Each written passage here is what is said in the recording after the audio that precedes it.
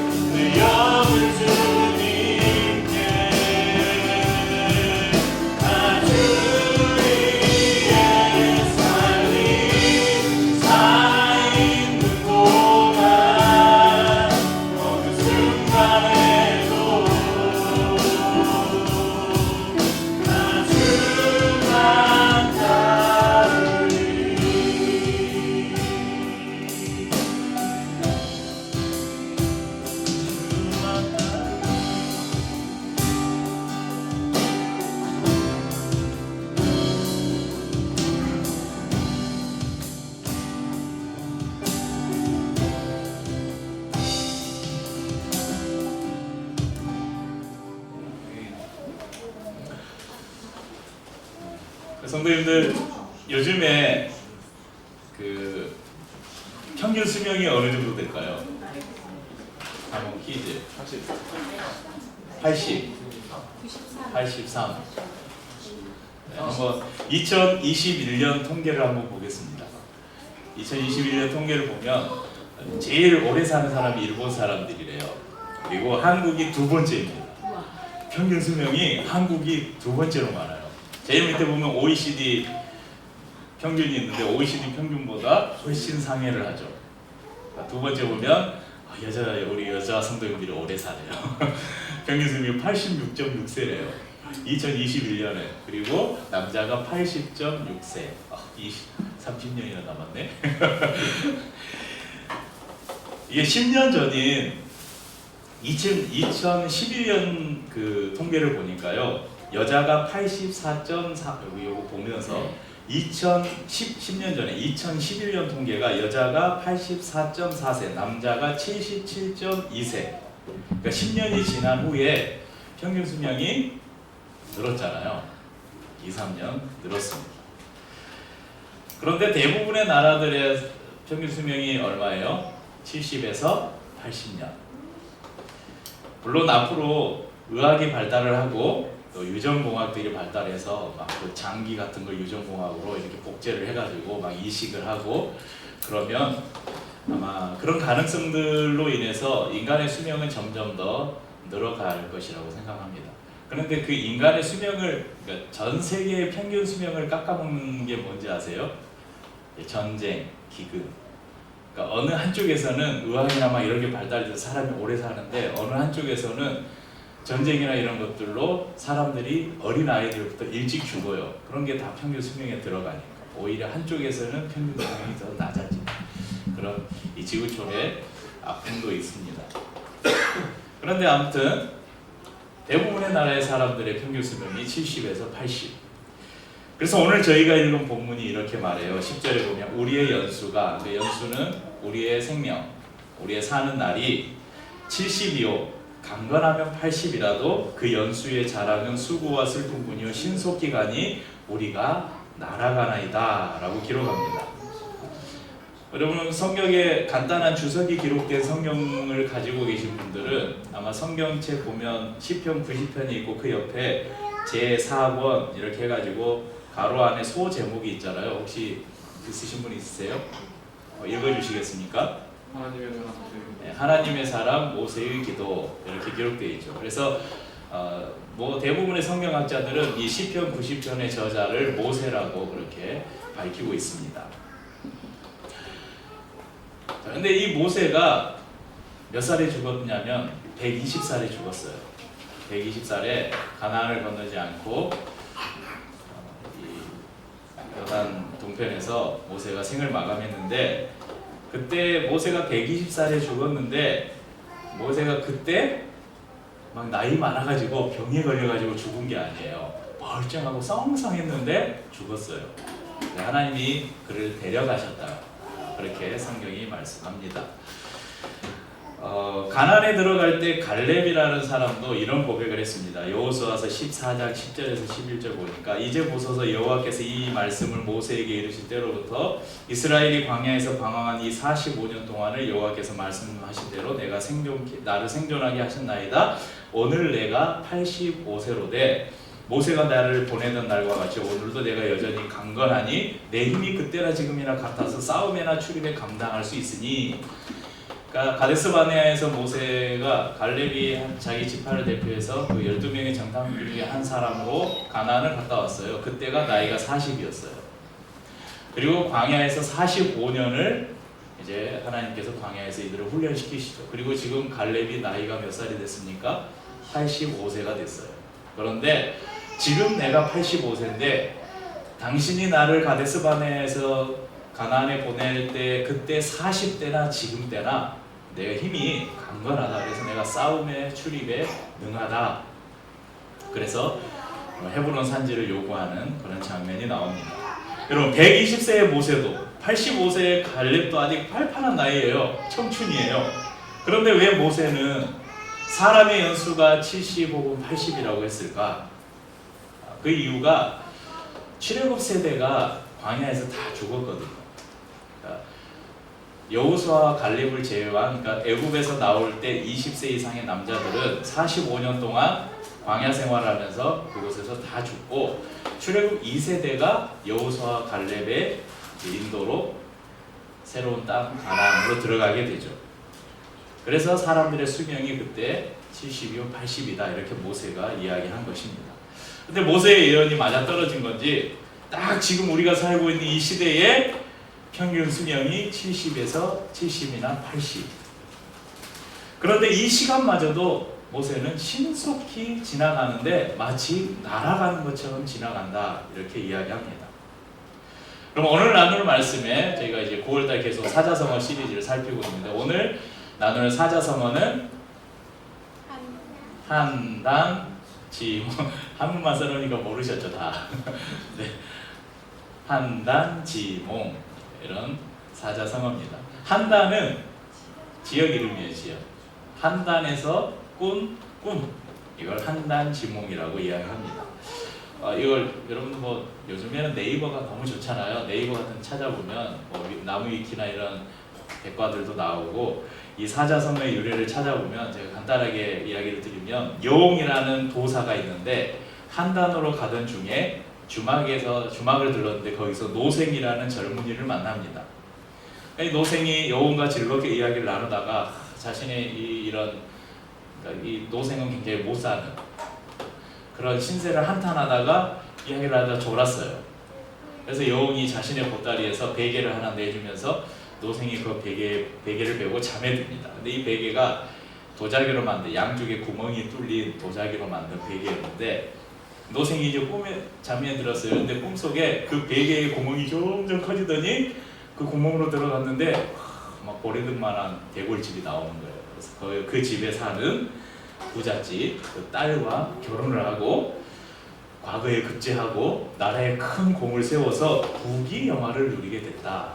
그런데 또 막 그 음모에 이렇게 누가 모함을 해가지고 역적으로 몰려서 이제 막 잡혀서 끌려가다가 자기의 신세를 한탄하면서 자살을 하려고 그랬는데 부인이 막 만류를 해가지고 그 위기를 넘기고, 다행히 그 모함했던 그 일들이 이제 사실이 아닌 걸로 밝혀져서 다시 복권이 되고, 그래서 손자까지 보고 잘 살았다.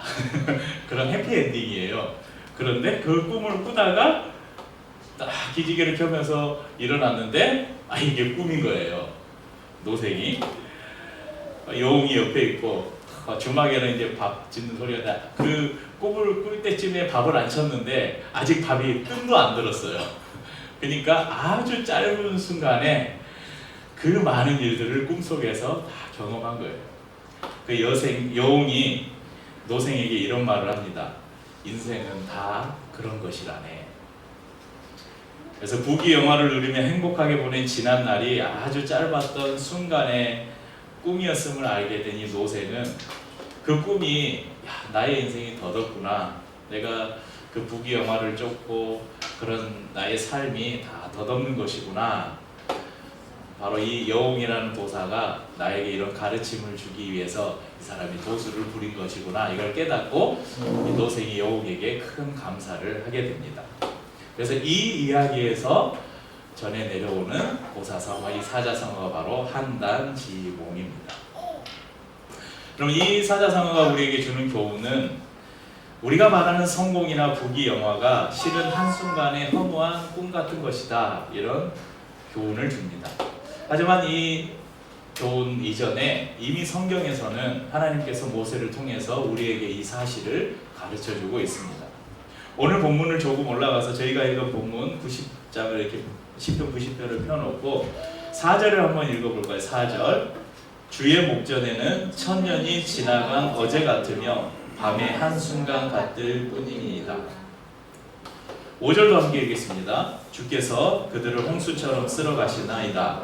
그들은 잠깐 자는 것 같으며 아침에 돋는 풀 같으니이다. 우리의 인생은 이렇게 표현하고 있어요. 그러니까 여러분, 그 2000년 전에 예수님께서 오실 때 예수님께서 이제 구원의 사역을 완성하시고 많은 사람들이 보는 앞에서 승천하셨잖아요. 그러면서 내가 너희들이 보는 그 모습 그대로 다시 올 것이다. 그러니까 이 제자들은 자기의 시대에 예수님이 올지 알았죠. 내가 곧 올 것이다 하니까.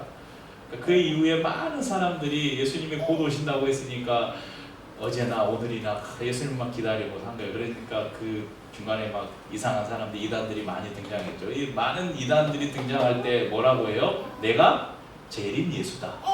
그러니까 예수님 금방 오신다 그랬으니까 내가 이 땅에 예수 구세주로 내가 임했다. 그래가지고 대부분의 이단들은 그런 주장을 하죠. 내가 재림 예수다. 근데 이건 이 하나님의 시간을 우리가 잘못 오해한 결과예요. 그럼 오늘 말씀이 4절 말씀이 주의 목전에는 천년이 지나간 어제 같으니이다. 제가 이런 비유할 때 우리 성도님들이 자주 시키는 게 있어요. 자, 준비하시고 눈을 크게 뜨시고요. 눈을 한번 깜빡 감았다 떠보세요. 여러분, 우리의 인생이 우리가 이 땅에 사는 70에서 80년의 인생, 여러분 방금 잠깐 눈 감았다 뜨는 그 시간보다도 짧다는 거예요. 하나님의 그 시간의 역사 안에서.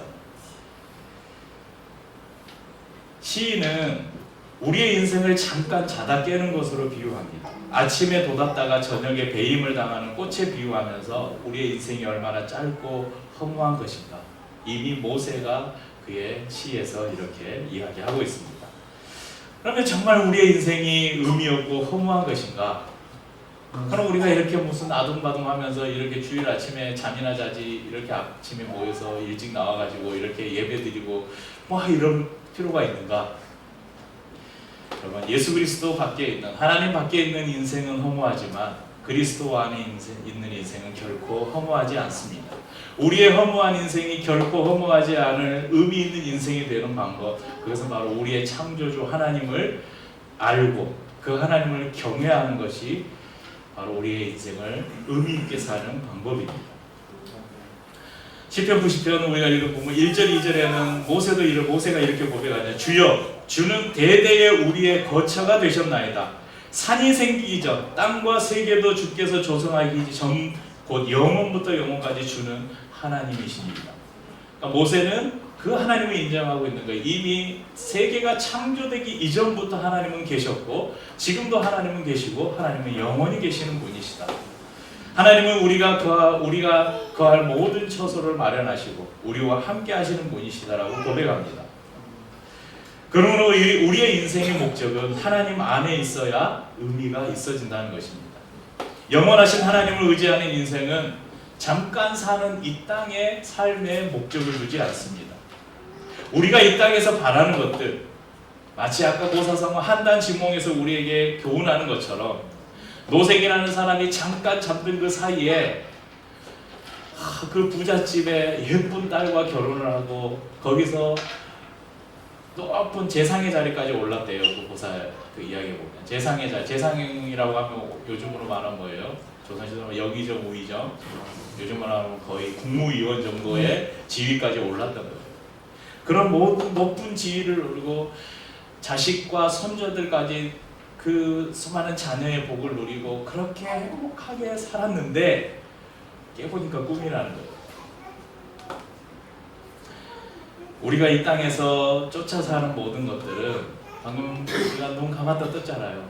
그 찰나의 순간에 누리는 것들이라는 것을 기억하시길 바랍니다. 꿈에서 깨는 순간 없어지는 것처럼 우리의 생이 이 땅의 삶이 마감되는 그 순간 우리가 쫓아왔던 이 땅의 모든 것들은 다 사라지는 것들이에요. 그리스도인들은 나의 인생을 어떻게 살아야 할까를 끊임없이 하나님께 물어야 합니다. 그래서 모세는 12절 말씀에 우리에게 우리 나의 계수함을 가르치사 지혜로운 마음을 얻게 하소서 이렇게 고백합니다. 우리에게 우리 나의 계수함을, 이거 뭐냐면 내가 앞으로 살 날이 얼마나 남았을까 늘 기억하며 살라는 거예요. 그리고 나의 삶이 이 땅에서 삶이 순간에 지나가는 그 바람과 같은, 날아가는 바람과 같은 시간이라는 것을 늘 기억하고 어떻게 살아야 될까 하나님께 지혜를 구하며 살라고 이야기합니다. 에베소서 5장 15절 16절에 이렇게 말씀합니다. 그런즉 너희가 어떻게 행할지를 자세히 주의하여 지혜 없는 자 같이 하지 말고 오직 지혜 있는 자 같이 하여 세월을 아끼라 때가 악하니라. 자, 지혜로운 마음을 얻게 하소서. 모세가 이런 기도를 했는데 에베소서에서 사도 바울은 이렇게 말해요. 모세가 가르치는 가르침과 동일한 가르침을 줘요. 지혜가 무엇인지를 너희가 끊임없이 구하라. 그러면서 이어지는 18절에서 22절 말씀에 이 지혜가 무엇인가? 어리석은 자가 되지 말고 오직 주의 뜻이 무엇인가 이해하라. 술 취하지 말라. 이는 방탕한 것이니 오직 성령의 충만함을 받으라. 시와 찬송과 신령한 노래들로 서로 화답하고 너희 마음으로 주께 노래하고 찬송하고 범사에 우리 주 예수 그리스도의 이름으로 하나님 아버지께 항상 감사하며 그리스도를 경외함으로 피차 복종하라. 이렇게 이야기합니다.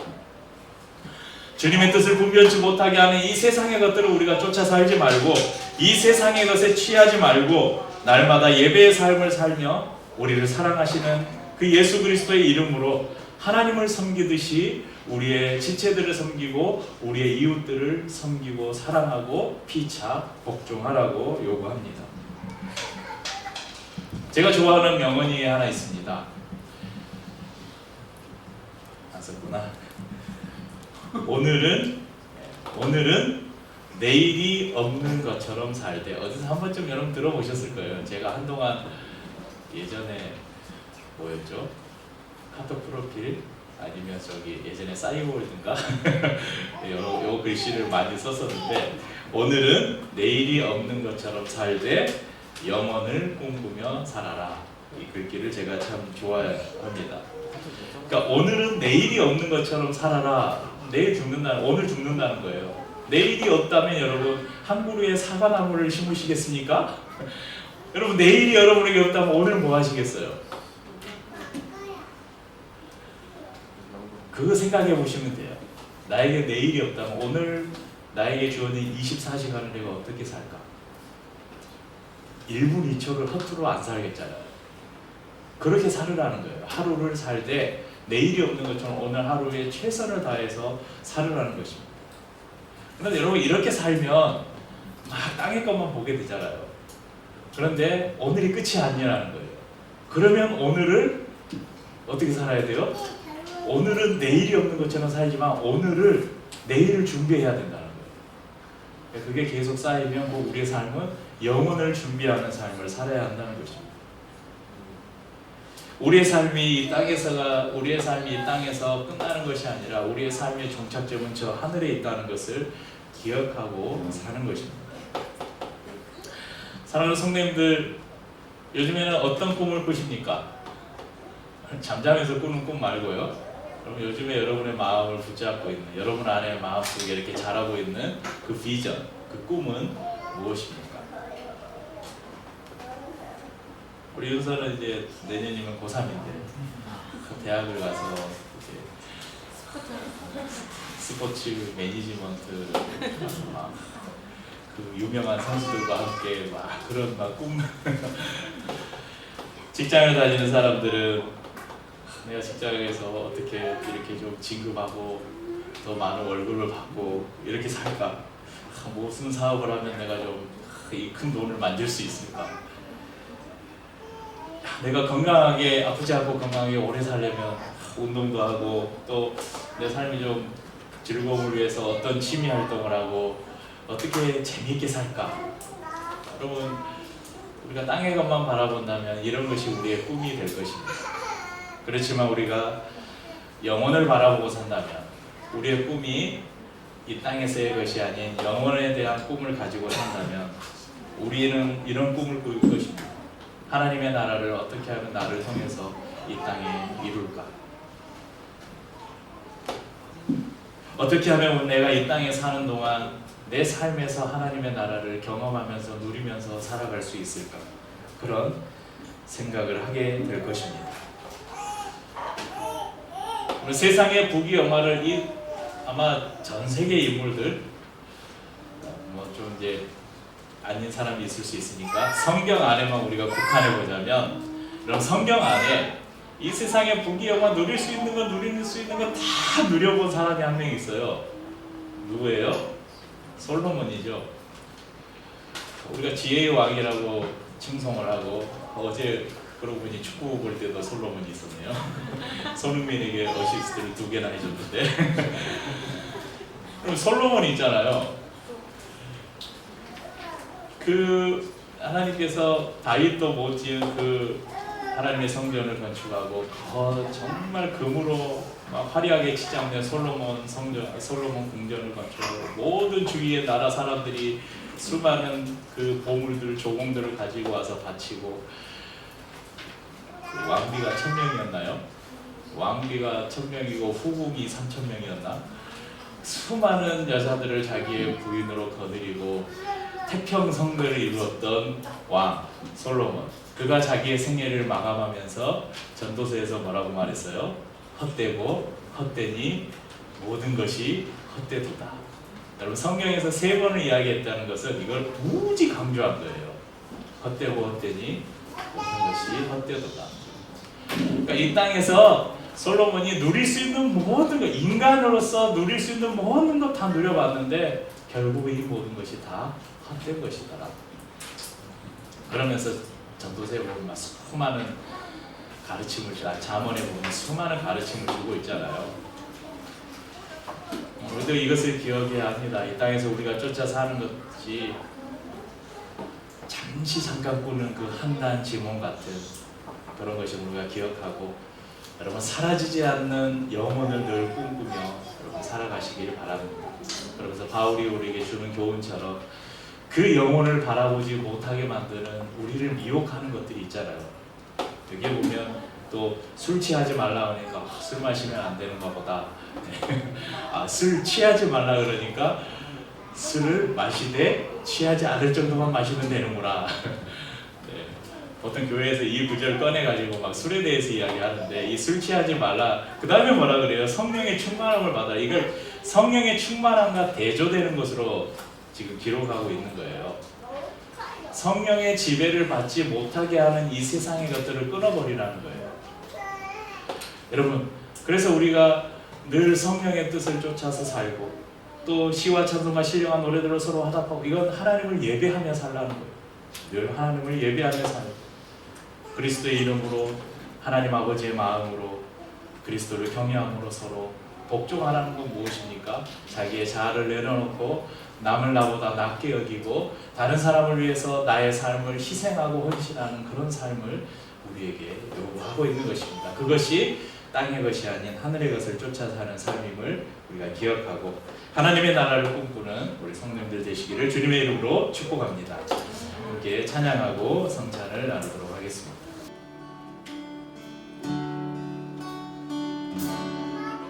오직